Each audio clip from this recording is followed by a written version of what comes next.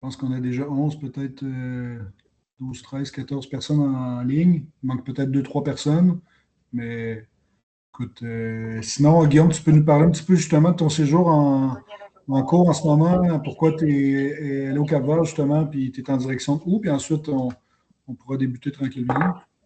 Alors, Le PO. le Cap-Vert, oui. Donc le Bonjour, Cap-Vert, Bruno. moi, Le PO justement ah qui bon, se connecte. tu veux? Donc le Cap-Vert, c'est une destination que j'aime beaucoup parce que c'est des Roms qui sont très uniques au monde, un peu. C'est un peu comme les Clérins, quoi. C'est un pays qui a vécu un peu en autarcie en termes de Roms, c'est-à-dire que ça n'a jamais été exporté. Et moi, j'ai découvert ça en 2011 et j'ai l'impression d'avoir, euh, comment dire, la première fois que j'ai vu les distilleries au Cap-Vert, c'était un peu comme les distilleries qu'on avait dans les Antilles françaises, mais il y a 200 ans ou 300 ans. Donc c'est vraiment un vestige historique. Donc ça n'a pas bougé, c'est-à-dire que c'est encore des presses avec des bœufs. Euh, ils travaillent que du jus de canne, donc il n'y a pas de mélasse. C'est des tout petits alambics. Et il n'y a pas de grosses distilleries. C'est que des petites distilleries qui distillent leur canne. La première année où je suis allé, il y avait, pour vous dire à quel point c'est intense, sur l'île où je vais, moi, s'appelle Sant'Antao, c'est l'île qui est la plus verte, il y a le plus de distillateurs. Il y avait 600 distilleries. Euh, Ça faisait une distillerie pour 80 habitants, voilà, à peu près. Là, aujourd'hui, il en reste 200, parce que ça s'est concentré avec l'État oblige à moderniser, donc il y en a beaucoup qui n'y arrivent pas. Beaucoup de distilleries avec des petites quantités. Et c'est un produit qui est très, très typique. Donc, c'est un peu comme un rhum agricole, donc c'est du jus de canne, frais. Et l'énorme différence, c'est que c'est des fermentations. C'est très chargé en arômes, c'est très herbacé. Alors, parfois, il y a des notes aromatiques que certains peuvent considérer comme des défauts. Ça sent un peu ce qu'on appelle des queues, donc la fin de distillation, ça sent la levure, etc. Enfin, la levure, les ferments. Et moi, souvent, pour repérer les gens qui connaissent un peu les spiritueux, il y a la même différence entre la tequila et le mezcal. Voilà. La tequila, c'est un produit qui est bien maîtrisé, qui est propre et qui est toujours se ressemble un peu, quoi. Alors que le mezcal, c'est très sauvage. Donc certains ne peuvent pas aimer. Ça peut être fumé, vinaigré, etc. Et ben le grog, c'est pareil. C'est très, très aromatique, mais il y a beaucoup de diversité aussi entre les différents producteurs. Voilà. Et donc, il n'y a pas de tradition de vieillissement au Cap-Vert parce qu'il y a un peu de ce qu'ils appellent Velho, qui est vieux, mais en fait, c'est 1 an, donc c'est très jeune. Et donc, moi, j'ai fait les premiers vrais vieux, c'est-à-dire j'ai fait vraiment je voulais faire du 6 ans, donc ça fait depuis 6 ans que j'ai un local là-bas et on fait vieillir. Donc là, j'ai sorti le premier 6 ans. Voilà, vous savez, la raison de mon séjour au Cap-Vert. En plus, c'est pas très. Maintenant, c'est bien desservi. Avant, c'était très compliqué, mais là, j'ai 2 heures d'avion pour Lisbonne et après 4 heures pour le Cap-Vert. Et donc, c'est devenu beaucoup plus facile et plus abordable aussi financièrement qu'il y a longtemps.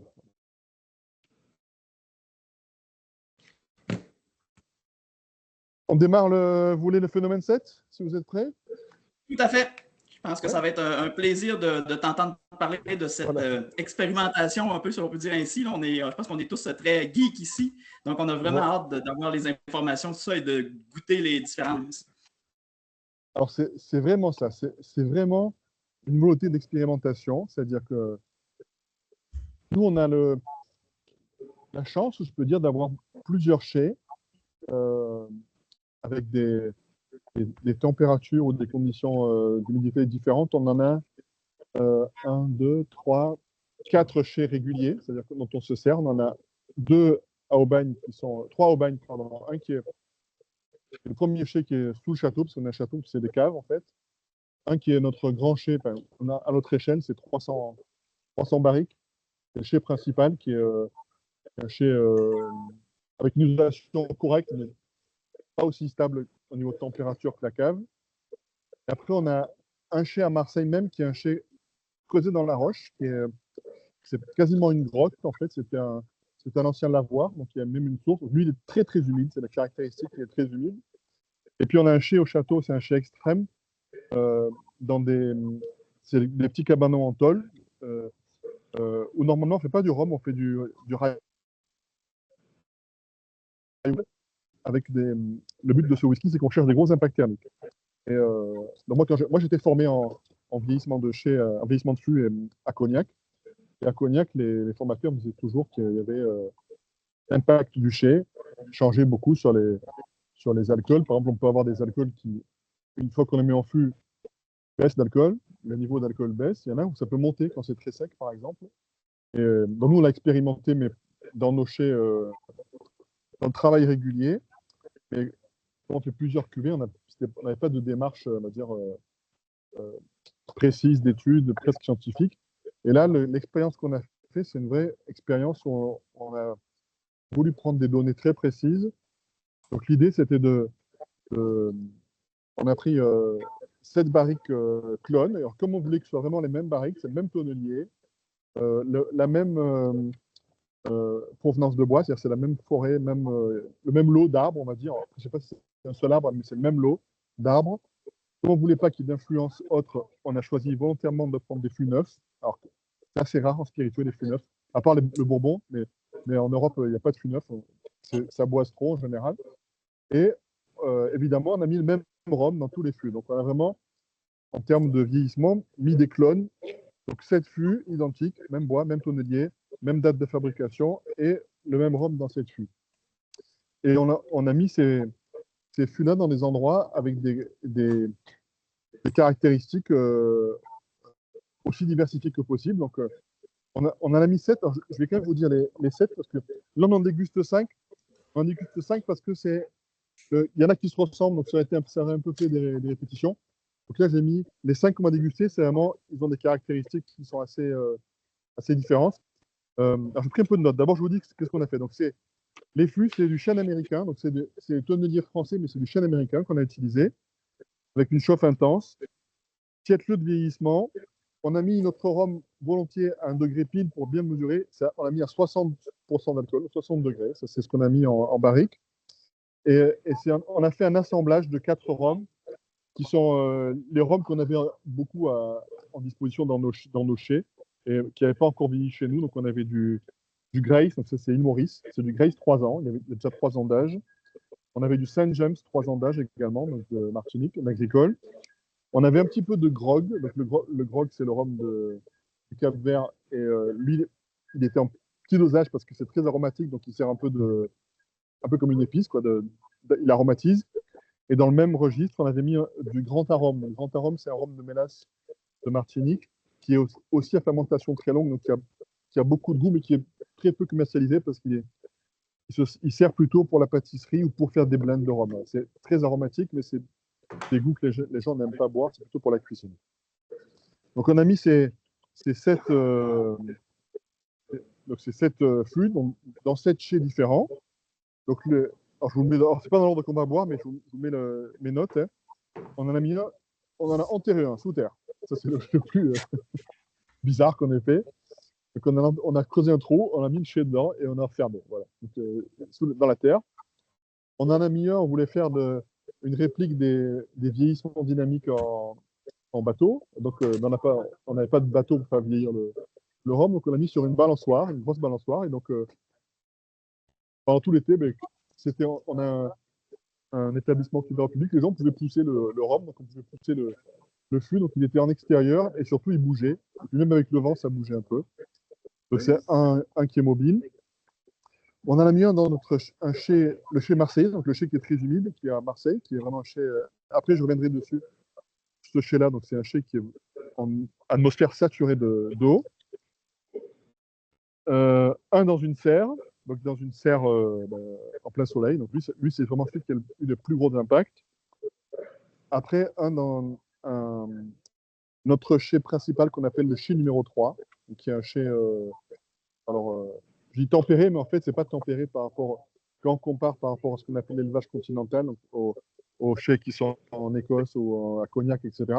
Nous, c'est quand même méditerranéen, donc c'est beaucoup plus chaud et c'est beaucoup plus sec. Voilà. C'est la caractéristique de notre lieu, nous, c'est que c'est chaud et sec, donc c'est très différent du vieillissement continental comme on a en Écosse, en Angleterre et en Charles, par exemple. est très différent du vieillissement tropical, où là c'est chaud, mais par contre c'est humide. Donc c'est chaud et sec. On en a mis un sur un toit. Ça, c'est plein air, mais sans aucun traitement particulier. Et le dernier qu'on a mis, c'est dans un chalet. Donc là, c'est là où on fait le rail, justement. Donc c'est le but du chalet, un chalet en tôle, c'est de la tôle, donc ça prend le soleil, ça chauffe énormément dès qu'il y a du soleil. Et il n'y a aucune isolation, donc en fait, dès que le soir, la nuit se couche, eh ben, toute la température disparaît. Voilà. Ça, la tôle, tout à l'heure je vous l'ai expliqué, c'est quelque chose, on en a beaucoup de ce type de vieillissement parce que c'est un vieillissement qu'on recherche pour le rail. L'impact de ce chalet, on le maîtrise très bien, c'est qu'en fait, comme ça fait des chauds froids, l'alcool se dilate et se rétracte chaque jour, et donc ça va dans le bois, donc ça aromatise très vite.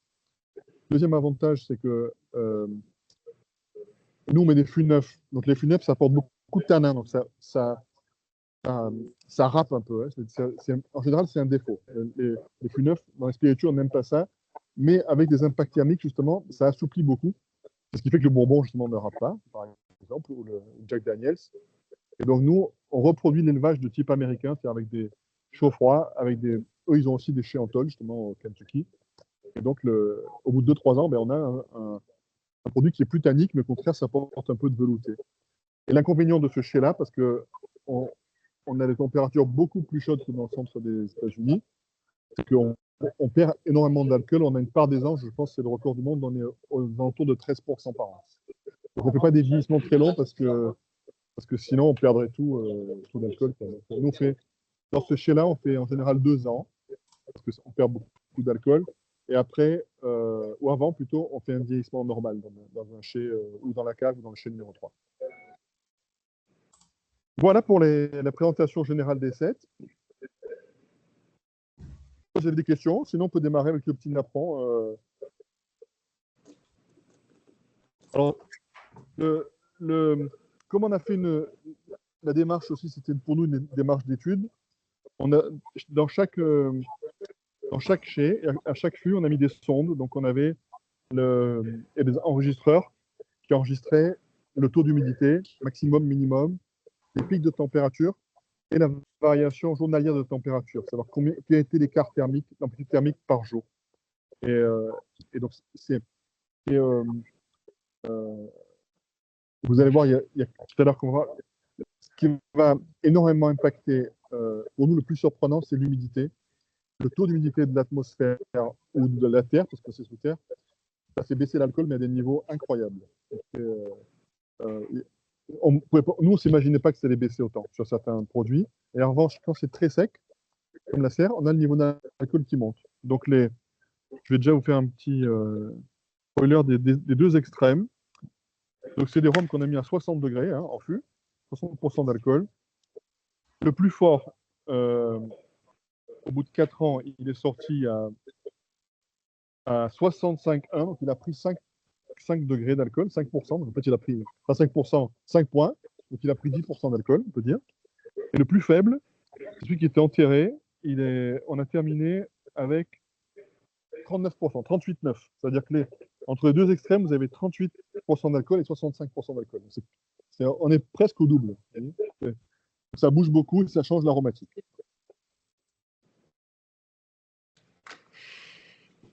Alors, on peut commencer, si vous voulez, avec le premier du napperon. Moi, j'ai pris dans l'ordre. Le chai numéro 3. Le chai numéro 3, c'est notre chai dit tempéré. En fait, c'est méditerranéen. Donc, là, on est assez stable, effectivement. C'est un produit que vous avez à 60,8 degrés. Donc, il a pris un peu d'alcool. C'est-à-dire qu'il n'a pas pris d'alcool parce que ça s'évapore, mais ce qui se passe, c'est que l'eau s'évapore plus que l'alcool. Donc, moi, je suis désolé, mais je bois à la bouteille. Je n'ai pas pris de verre. L'inconvénient, c'est que je n'ai pas beaucoup de nez.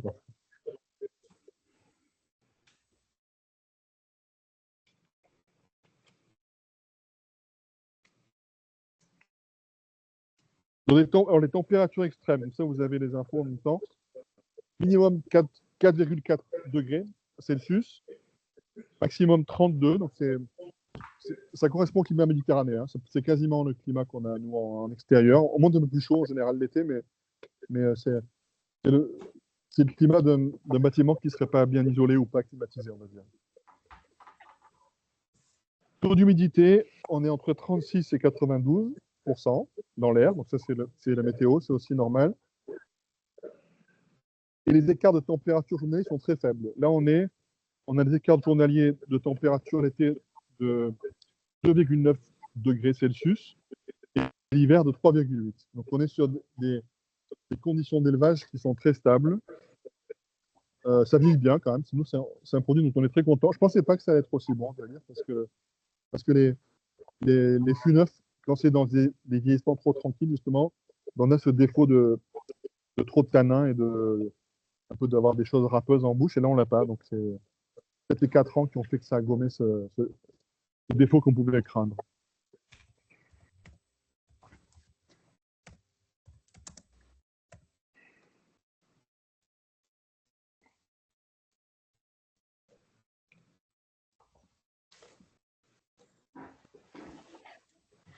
Ça a beaucoup de longueur. Moi, j'aime.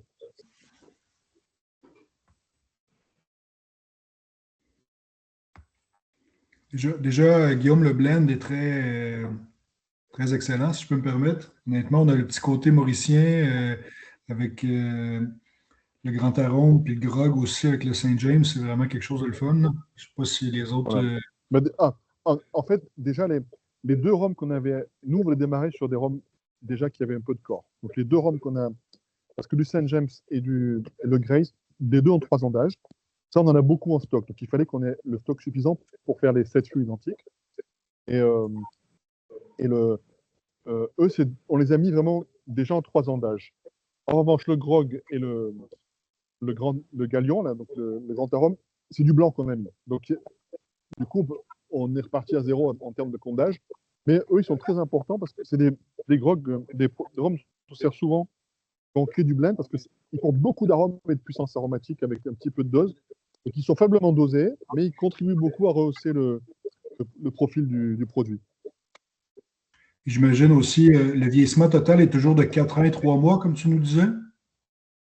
Le même, nous, on a fait le même. C'est absolument identique. Alors, tout c'est tiré en même temps.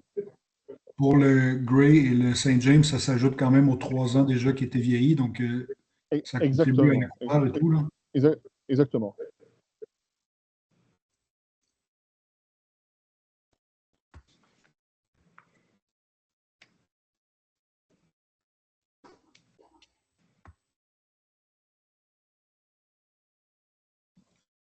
On a un petit groupe, gang, s'il y en a qui veulent partager aussi leur feedback ou autre, je ne pas, là. Je pense qu'on peut se le permettre, là.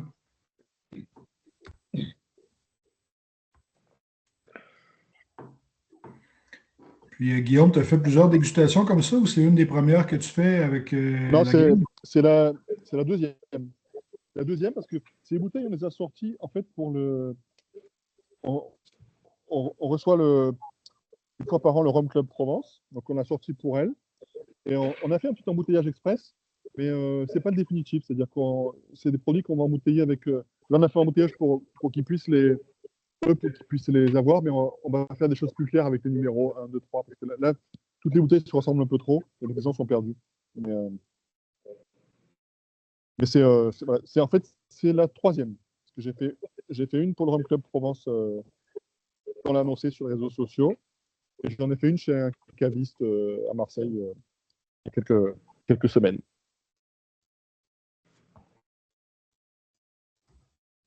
C'est très intéressant. Le bois est quand même présent, mais comme tu dis, c'est bien intégré. Ça va un peu rappeler les bons bourbons, effectivement. Moi, j'avais peur. Boisé, là, pas la palette aromatique. Moi, j'avais peur parce que dans le rail, nous, on fait du rail avec, dans le fût américain. On fait juste ça. On avait fait une fois l'expérience d'en mettre un en cave et un dans le chalet. Et au bout de 2 ans, on avait fait 1 an, pardon. Au bout d'1 an, celui du chalet, il était super. Et celui de la cave, il était très astringent, il n'était pas bon, il sentait la sciure, etc. Et donc, j'avais peur qu'il se passe la même chose. Mais en fait, le fait d'avoir fait 4 ans je pense que ça a permis de quand même qui prennent un peu d'impact thermique, etc. Donc ça s'est assoupli.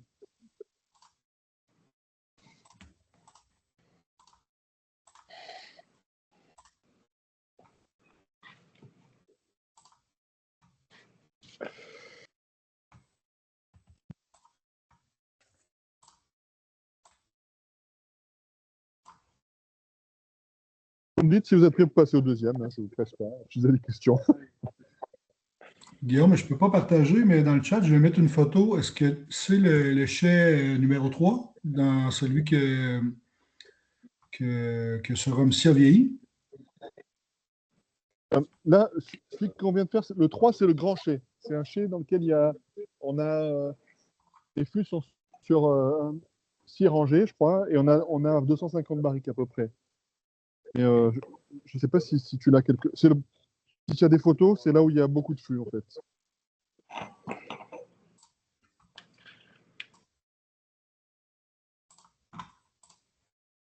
Je sais pas si OK. tu arrives à... Non.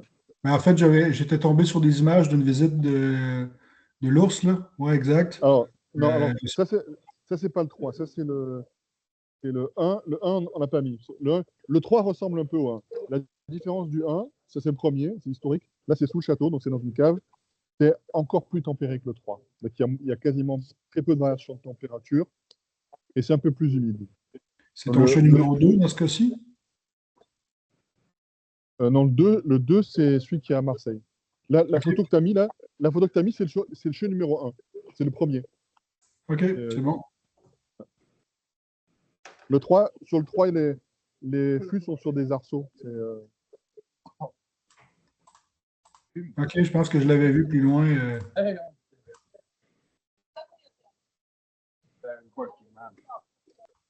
Dans le 3, je vais voir. Je sais pas si. Moi, j'ai des petites photos, mais toutes un peu minables. Je sais pas si vous allez voir grand-chose. Je sais pas si je peux changer le. Je sais pas si on voit quelque chose, mais voilà. Voilà, là, je sais pas si on voit quelque chose. Le fond d'écran qui est flouté, ça fait qu'on ne voit pas tes images, Guillaume. Ah, d'accord, ouais, d'accord. Je sais pas comment. Je manipule mal encore. Je sais pas si je peux faire. Ah oui, peut-être comme ça. Là, vous voyez? Oui. Voilà. Ouais. C'est noir et blanc, voilà. Ça, c'est le 3, en fait. C'est des flux sur arceaux, donc ils sont mobiles. Et il y a comme ça 6 rangées de flux. Et sur 4 lignes. Donc, là,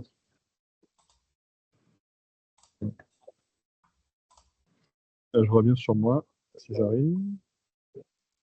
Voilà.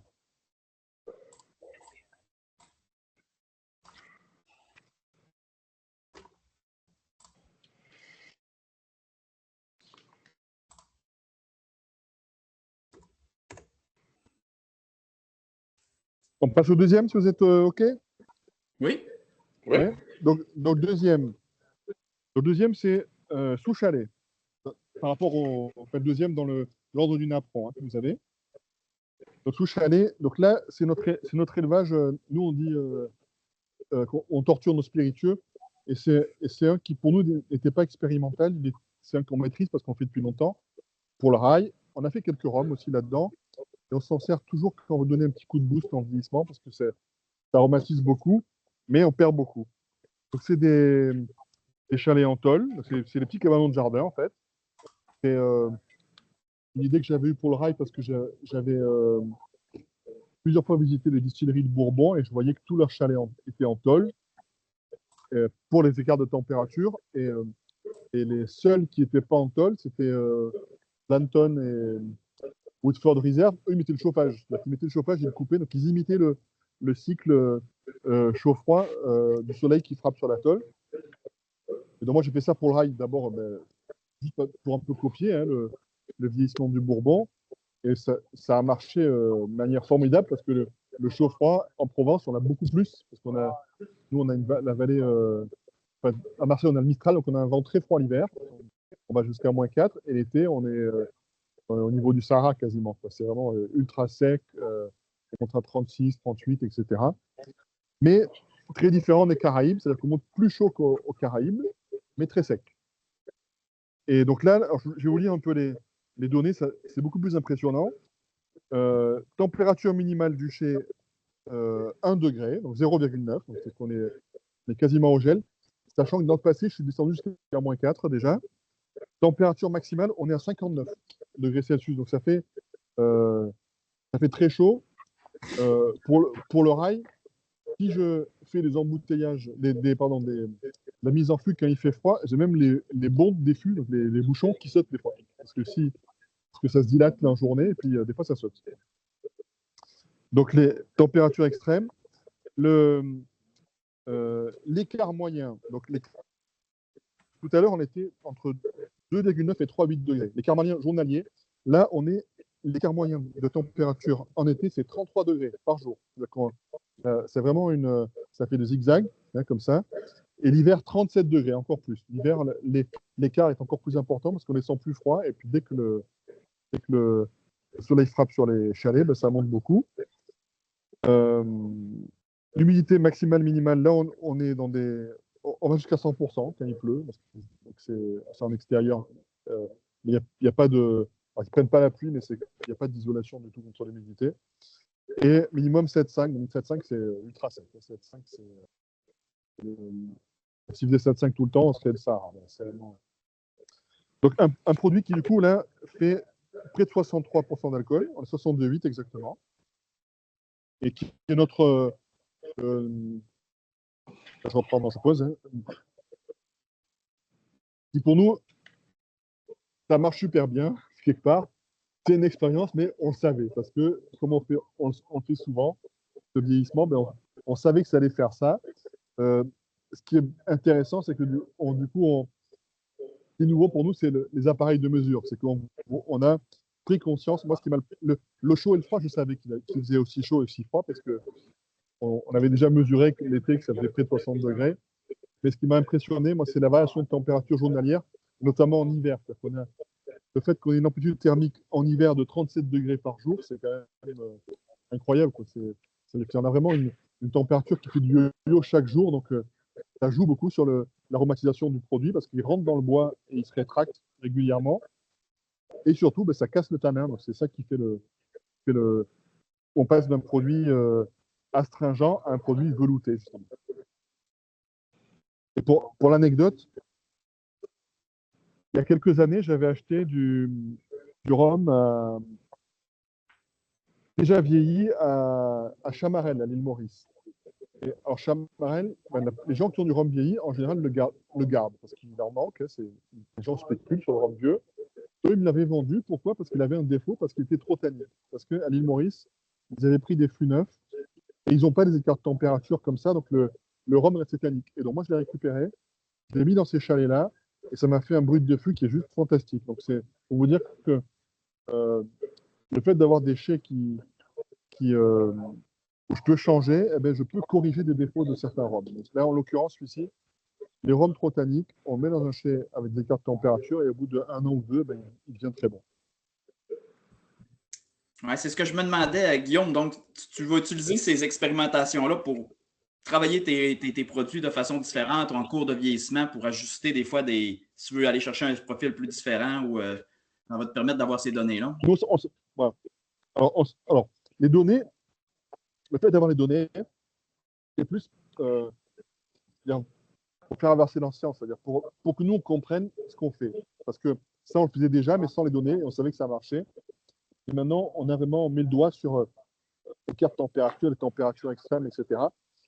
Le fait, nous, de travailler sur différents chais, ça nous est utile. Alors, pas pour les produits qu'on fait de manière récurrente, parce que là, nos cycles de production, ils sont déjà établis, on sait ce qui marche bien et on ne va pas le changer. Par contre, les bruts de fût, sur les bruts de fût, on n'a pas de gamme permanente, on fait que des produits très différents. Donc, si on a un brut de fût, par exemple, qu'on laisse en fût en cave, au bout de 3 ans, on goûte et on dit ben, ouais, ça manque un peu de peps, la prise de bois n'est pas bonne. Là, on va le changer et mettre sous chalet, par exemple. Donc, c'est utile d'avoir ces différentes options. Dans les expériences qu'on a fait, vous verrez, il y a des idées qu'on peut éliminer aussi. On dit ben, ça, on peut essayer de faire ça. Et ben, on dit ben, finalement, l'impact n'est pas majeur. Par exemple, la balançoire que je t'ai fait goûter, l'impact n'est pas majeur par rapport au chalet. Alors, il n'y a pas les mêmes données, mais en termes de goût, c'est un peu la même chose. Donc, ça ne sert à rien de s'embêter à faire bouger des flux, puisqu'on a réussi à faire la même chose. Et après, il y a une troisième idée derrière ça, c'est que dans notre activité, comme on est une petite entreprise, on fait beaucoup de cuvées sur mesure. On fait des cuvées sur mesure. On travaille beaucoup avec l'armée, par exemple. L'armée française, on a beaucoup de bataillons, etc., qui nous demandent des cuvées privées. Et eux, ils veulent des choses particulières. Et donc, parfois, on goûte avec eux et puis on leur met un fût dans telles conditions pour qu'il soit différent des nôtres, par exemple. Donc, on fait pour l'armée, on fait pour des hôtels, etc. Donc, grosso modo, il faut avoir une commande de 200 ou 300 bouteilles, mais du coup, on fait des produits uniques pour ça. Et quand on fait des produits personnalisés, c'est intéressant de maîtriser justement les différents types d'endroits, parce que ça va changer sur le goût final.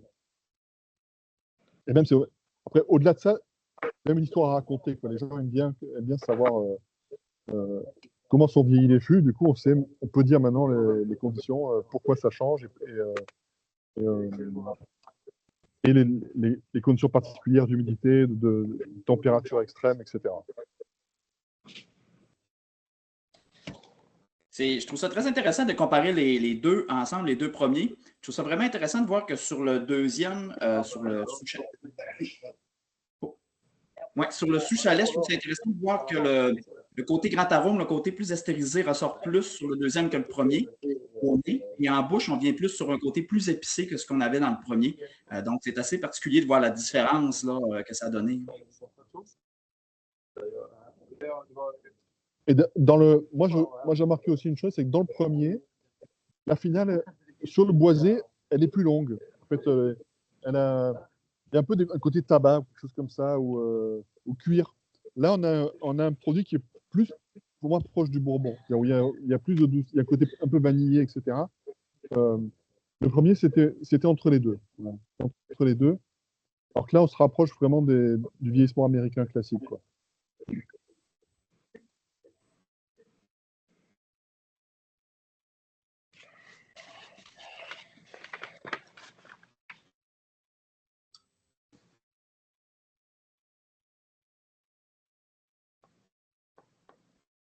Est-ce qu'on passe au 3? Oui. Donc le 3, alors, le chai numéro 2, alors, je vous refais un petit type, une description du chai numéro 2. Donc c'est un chai qu'on a, c'est notre deuxième chai historiquement, hein. C'est ça qu'ils ont des numéros. Le premier, c'est sous le château. Le deuxième, c'était un ancien cours de squash. En fait, c'est pour ça que c'est haut de plafond, qu'on est 6 rangées de fûts. Le chai numéro 2, c'est un ancien lavoir. C'est creusé dans la roche. Il y a une source, parce que c'est un lavoir. Donc c'est très, très, très humide. C'est tellement humide que les murs soignent. C'est-à-dire il y a de l'eau sur les fûts, etc. Et alors moi, de ma formation à Cognac, je savais que les chais humides, le niveau d'alcool baissait. Mais là, on est vraiment dans une saturation d'humidité. C'est vraiment, parce que c'est fermé, hein. C'est comme si on avait une grotte, mais fermée, parce qu'il y a une porte. Et la première fois où on a fait des vieillissements, on avait fait comme c'est un chai qui est urbain, donc c'est un peu compliqué de mettre des grands fûts, donc là c'est une exception. On avait fait des fûts de 60 litres uniquement, et la première fois qu'on avait fait un sous-tirage, on avait tellement perdu d'alcool qu'on pensait qu'on s'était trompé, qu'on est trompé à la mise en fût. Mais en fait, c'est ça, c'est-à-dire qu'on perd beaucoup, beaucoup, beaucoup d'alcool. Donc, je vous donne les données techniques. Alors, quand je dis beaucoup, là, c'est pas énorme, mais on a fait d'autres produits, on a perdu beaucoup plus. Là, on est à 56 degrés, donc on a perdu 4 degrés d'alcool. Les températures, donc là, c'est très stable. C'est 23 degrés maximum, 14 degrés le minimum. Donc, on a vraiment moins de 9 degrés d'écart entre l'hiver et l'été. Et l'écart journalier, on est 1,9 degrés et 2,1 degrés l'hiver. Donc 1,9 l'été, 2,1 l'hiver. Donc c'est vraiment ultra stable.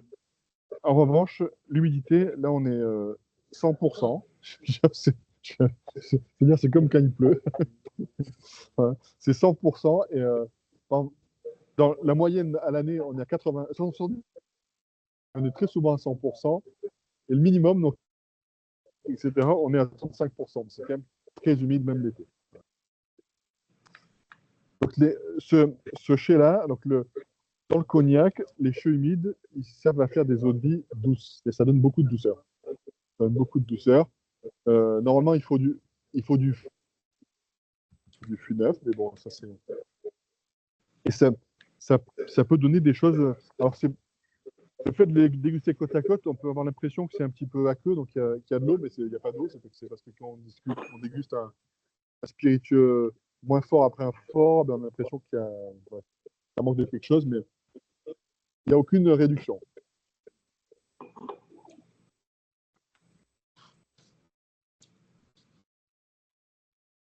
Et en termes là, on a encore un peu les notes de cuir. Ça sent moins le bourbon, justement.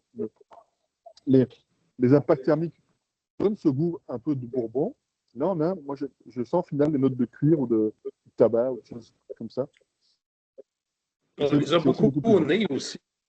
Les deux premiers étaient plus gourmands, étaient plus sur les fruits. Celui-là est vraiment plus sur le cuir. Voilà. Alors, moi, malheureusement, comme j'ai des petites fioles, le nez, je ne l'ai pas trop. Oui, non. Mais moi, au nez aussi, j'ai un côté un petit peu plus floral, mais tout comme Bruno le dit, j'ai vraiment le côté cuir, puis le tabac blond aussi, là, vraiment plus au nez comparé aux autres qu'on retrouve vraiment pas ou moins dans les autres. Là. Très surprenant la différence. Ça, pour nous c'est la vraie leçon de ce vieillissement, c'est ça. Parce que nous, on maîtrisait très bien la prise de goût, ça on sait, comment prendre du goût, de la structure, etc. La prise de bois et l'arrondi des tanins, parce que ça, vraiment, les impacts thermiques, on sait que ça arrondit les tanins. Maintenant, ce qui est intéressant de cette expérience, c'est l'aromatique. Effectivement, c'est que tous ceux qui ont la caractéristique d'avoir des impacts thermiques modérés, c'est-à-dire qu'ils restent un peu au même degré de température pendant leur vieillissement, il y a ces notes de cuir et de tabac qui sont présentes. Et à l'inverse, ceux qui ont des gros impacts thermiques, ça va plutôt dans le bourbon ou la vanille. Donc c'est aussi intéressant en termes de profil aromatique. Il n'y a pas que ni l'alcool, ni le goût, etc. Il y a le goût qui change.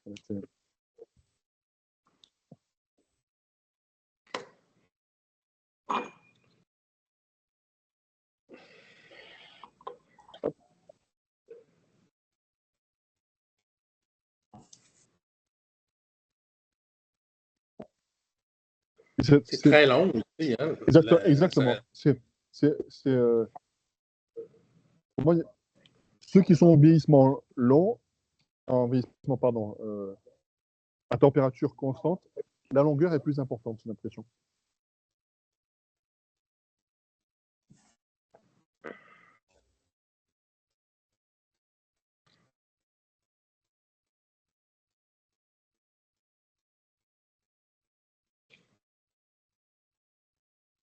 Je ne sais pas s'il y a des images.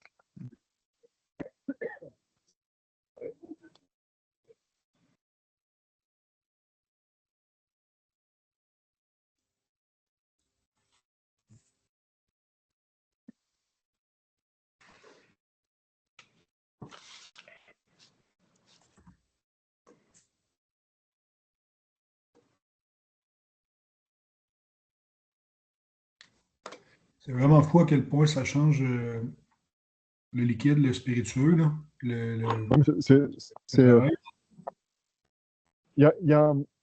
Dans les whiskies, il y a un spiritueux moi, qui m'avait beaucoup marqué, c'était le whisky Soliste. Soliste, j'ai oublié comment ça s'appelle la marque.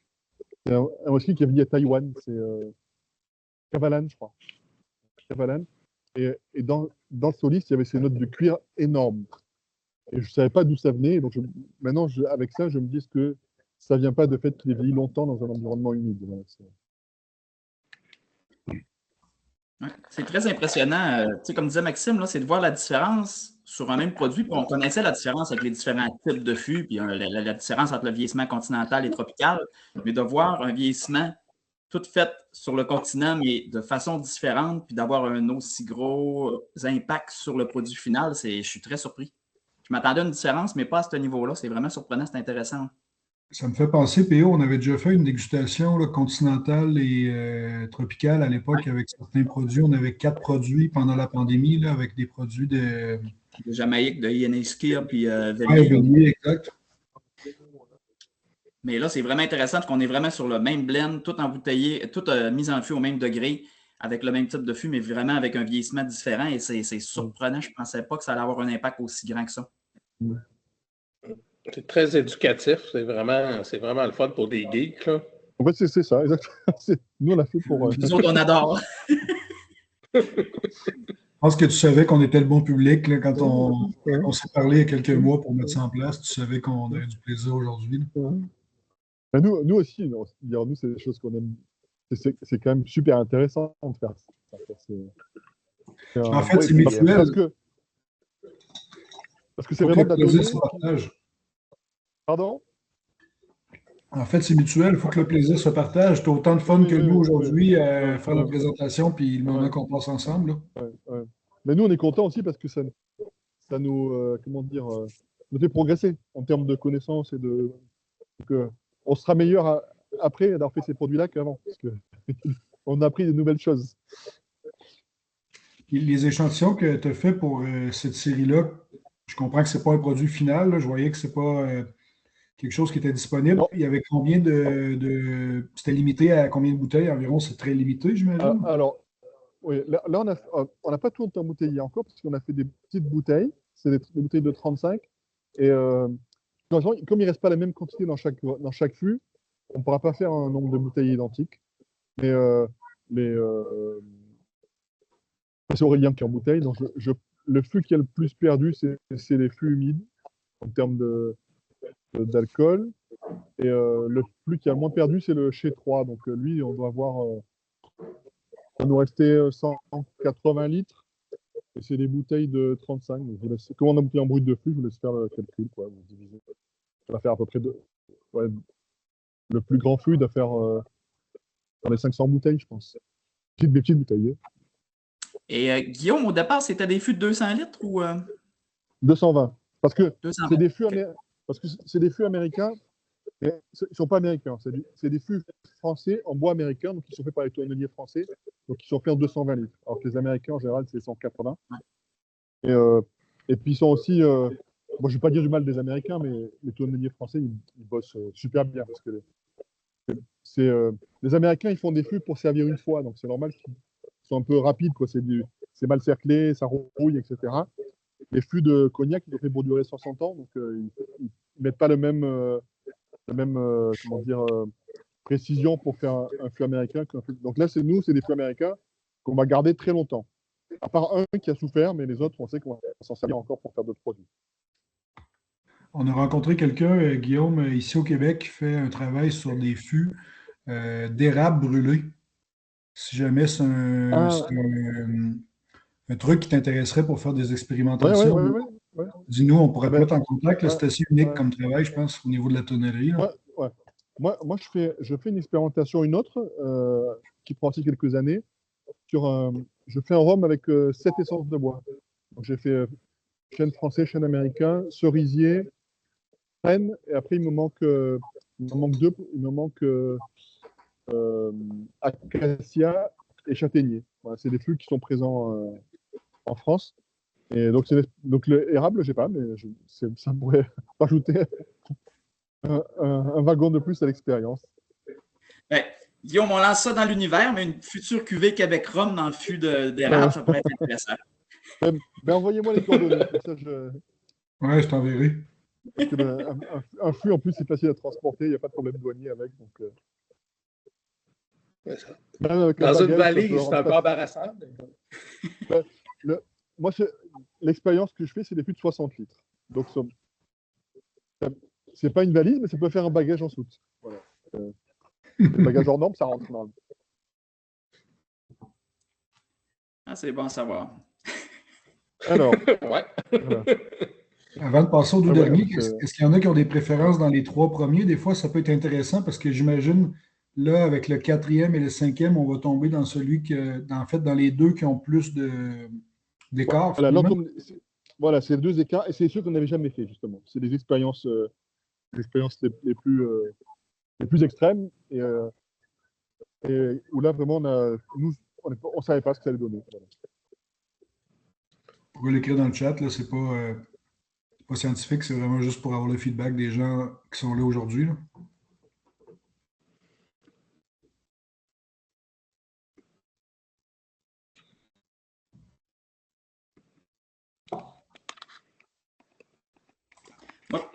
Personnellement, moi, jusqu'à présent, c'est le deuxième, le sous-chalet, que je trouve qu'il a rajouté de quoi supplémentaire à l'assemblage. Je trouve qu'il est vraiment venu sublimer un petit peu l'assemblage comparé aux deux autres. Mais je suis quand même surpris par le Chat humide 2, de voir la différence, comment il a vieilli d'une autre façon, qu'est-ce qu'il a apporté de différent, un petit peu plus d'épices aussi.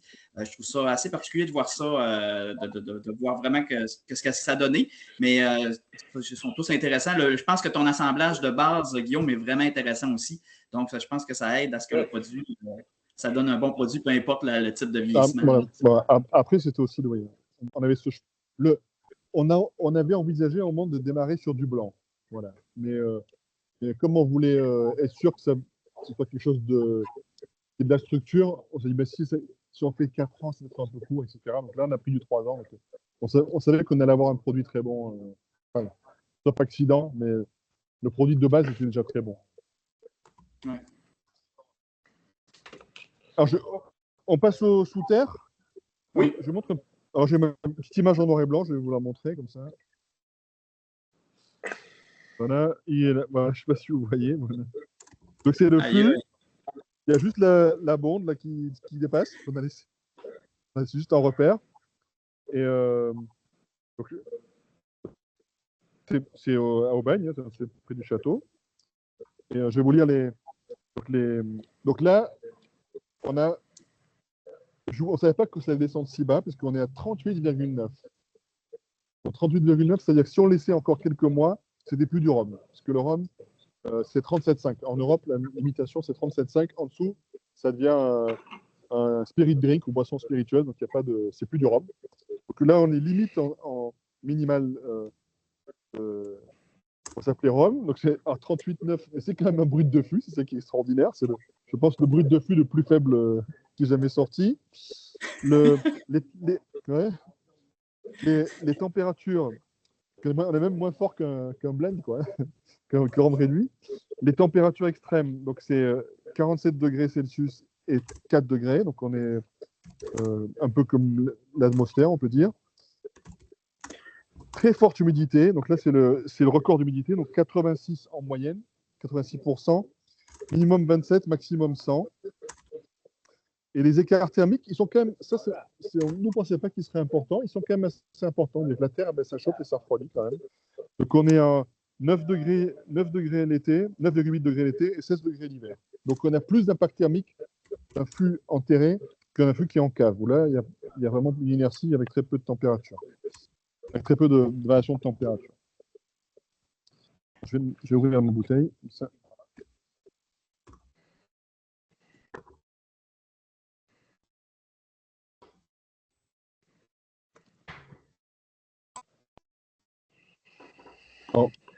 C'est un peu aqueux, hein, parce que c'est faible. C'est à peu près ce qu'on a vu. Mais on a encore ce côté tabac qui est... Et là, par contre, je ne sais pas si vous le sentez, on a quand même un peu d'astringence. C'est-à-dire que les tanins n'ont pas fondu. Ça râpe un petit peu. Si vous prenez une grosse gorgée, ça râpe un peu sur les joues, par exemple.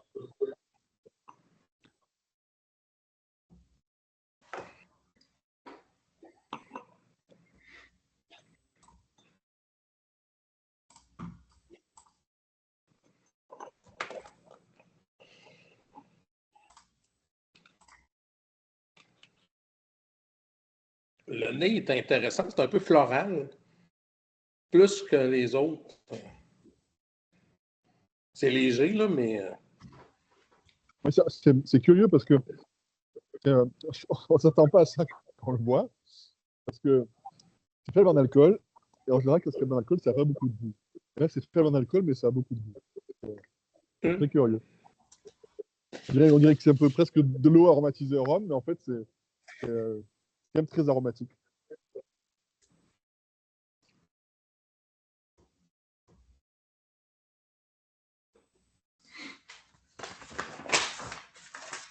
Excuse-moi, Guillaume, disons, en termes d'écart thermique, là, tu disais qu'il y avait quand même un gros impact. Est-ce que tu dirais que c'est la même chose que sous le chalet, maintenant? Non. Alors, je vais comparer. C'est quand même moins important. OK.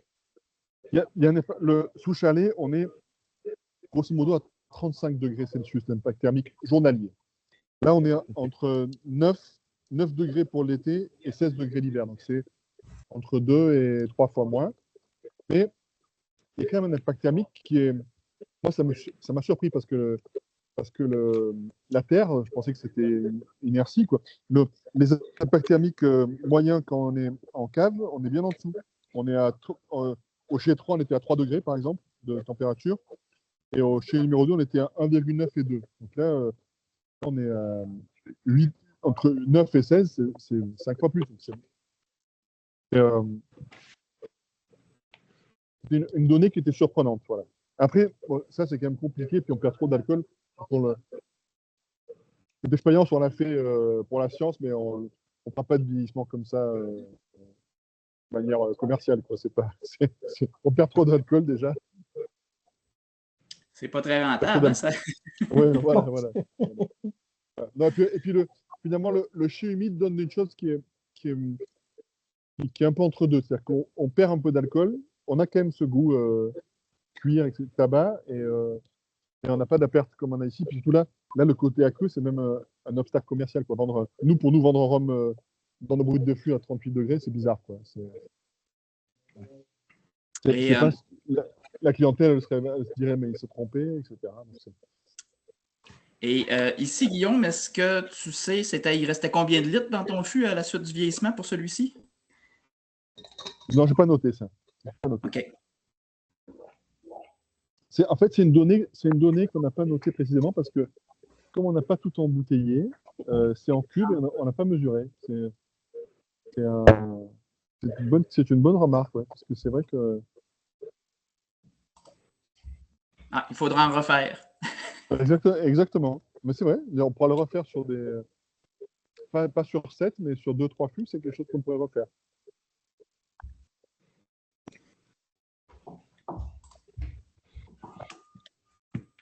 Et donc, le plus extrême de tout... Donc, on passe au dernier, si vous voulez. Hein. Question sur celui sous terre? Non. Alors, l'extrême, donc le dernier, donc c'est grosso modo, c'est la même idée que celui qui est sous chalet, mais poussé à l'extrême, c'est-à-dire qu'on l'a mis dans une serre. Une serre qui en plus est positionnée à un endroit qui est très très chaud chez nous.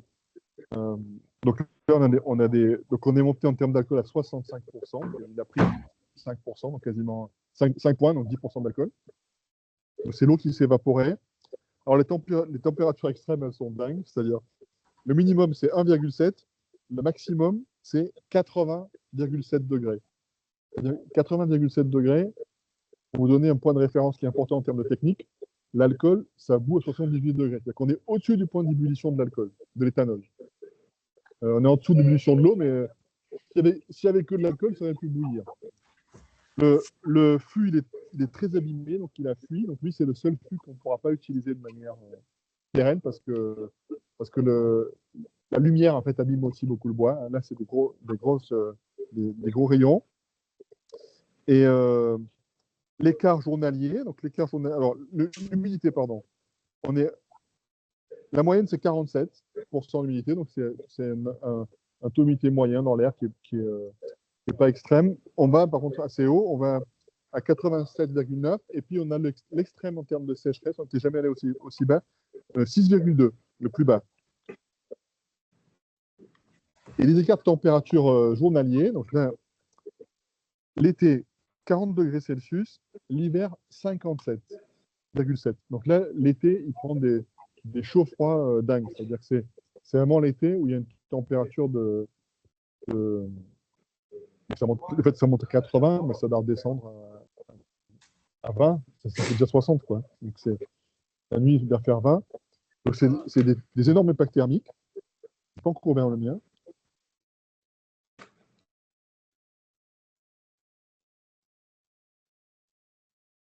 Il est très très foncé sur la couleur, celui-là. Je pense que c'est le plus foncé qu'on a vu, je crois.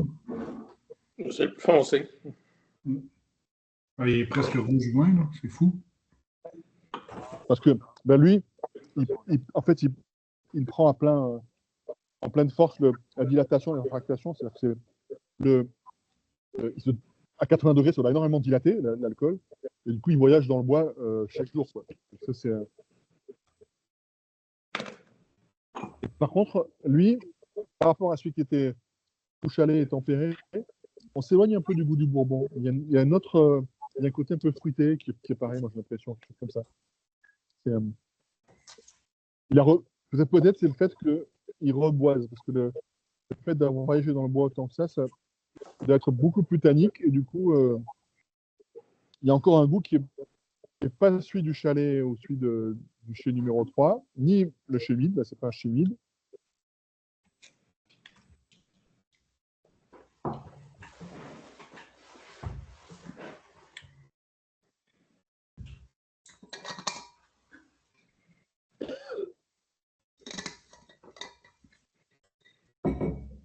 Je fais une petite photo pour les réseaux sociaux. Comme ça. Parce que faire des dégustations en aéroport, c'est une première pour moi. C'est marrant. Hein.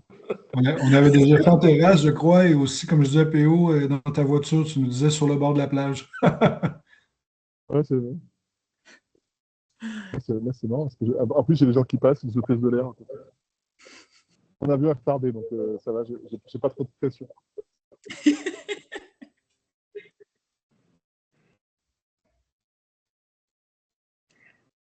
Mais vois-tu, moi, sur celui-ci, je retrouve un petit peu le côté plus un petit peu grand arôme qu'on avait aussi sur le sous-chalet.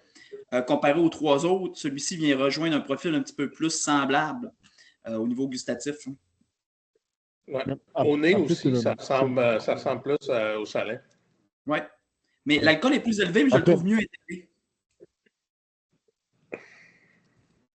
Après, celui-ci, c'est aussi pour nous.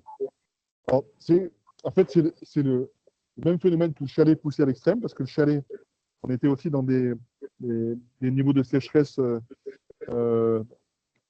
alors à 7-5, donc pas aussi. Là, on est pas aussi, mais on est quand même très sec l'été. Donc, c'est quasiment les mêmes données techniques que celui du chalet, mais chaque fois avec des curseurs poussés plus haut. C'est plus froid l'hiver, c'est plus chaud l'été, c'est plus sec et c'est plus humide, et c'est plus variation de température. Donc, c'est le chalet, mais on pousse tous les curseurs plus haut, en haut et en bas.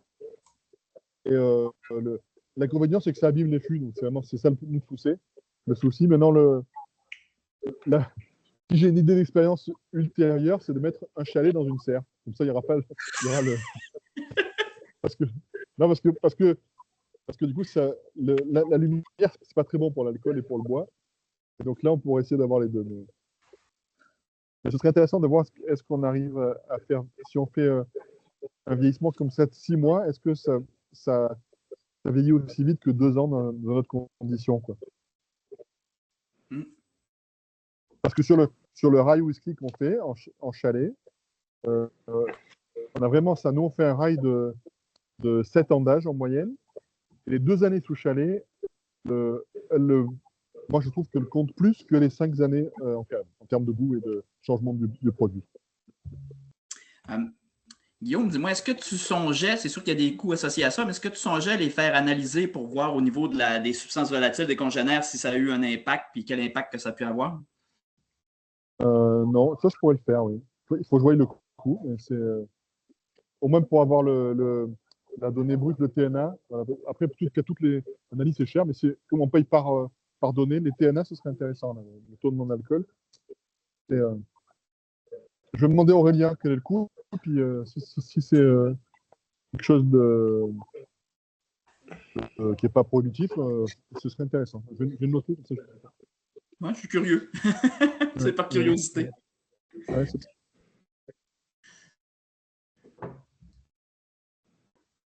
Et Guillaume, je ne sais pas si tu avais mentionné, là, je n'étais pas certain, les sondes que tu utilisais, est-ce que les sondes étaient dans le fût ou près du fût pour analyser ces données-là? Non, c'est collé au fût. Collé au fût. Ouais. Parce que sinon on n'aurait pas eu le taux d'humidité. Le taux d'humidité, il faut qu'il soit collé au fût. Sinon, ça aurait été 100%. Analyser le TN.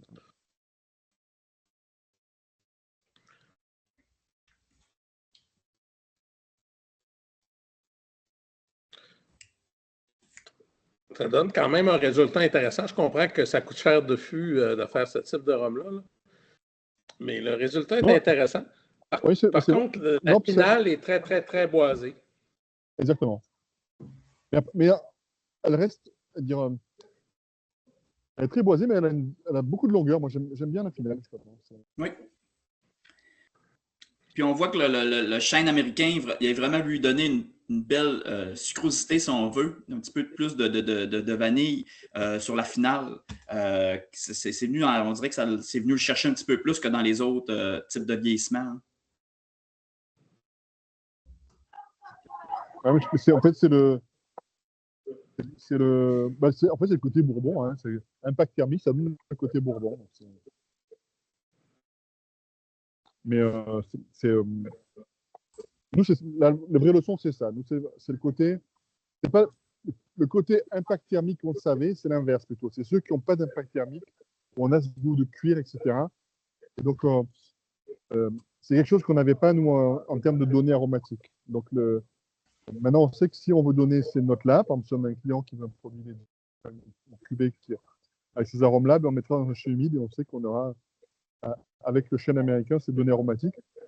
Après, le malheur de faire des expériences comme ça, c'est qu'on a envie d'en faire d'autres, c'est que j'aimerais bien faire la même chose avec du chêne français. Je pense que comme c'est très différent du chêne américain en termes de goût, c'est que de voir si on a les mêmes variations aromatiques aussi entre le humide et le sec. C'est vrai que ça serait intéressant, parce que l'extraction des tanins est différente. Les tanins sont différents dans les deux types de bois, puis c'est vrai que ça serait vraiment intéressant. Ouais. On va suivre ça. Voilà. Et puis le chêne français neuf est quasiment jamais utilisé dans les spiritueux. Même un cognac où ils prennent que des fûts qui ont contenu du cognac. Quand ils ont des fûts neufs, parce qu'il faut bien qu'ils prennent des fûts neufs à un moment, sinon ils n'auraient jamais de fûts. Ils font des petits passages courts de 2-3 mois, mais d'un cognac qu'ils vont faire vieillir dans un autre fût après usager. Et donc ils vont eux-mêmes se faire leur fût d'occasion comme ça, mais ils ne font pas vraiment vieillir un spiritueux entier dans un fût neuf. Et donc le fait de tester du fût neuf français dans des conditions un peu américaines, moi je serais très curieux de voir ce que ça donne justement, si ça donne des choses bonnes ou curieuses ou pas bonnes. Hein, ça peut aussi. Et voilà, donc on a encore à apprendre. Ouais, c'est très intéressant de voir ces différences-là. Moi, je suis surpris. Hein.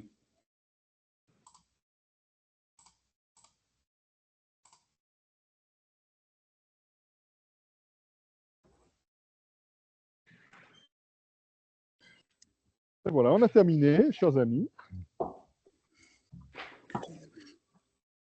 Donc, tu prends ton vol dans combien de minutes?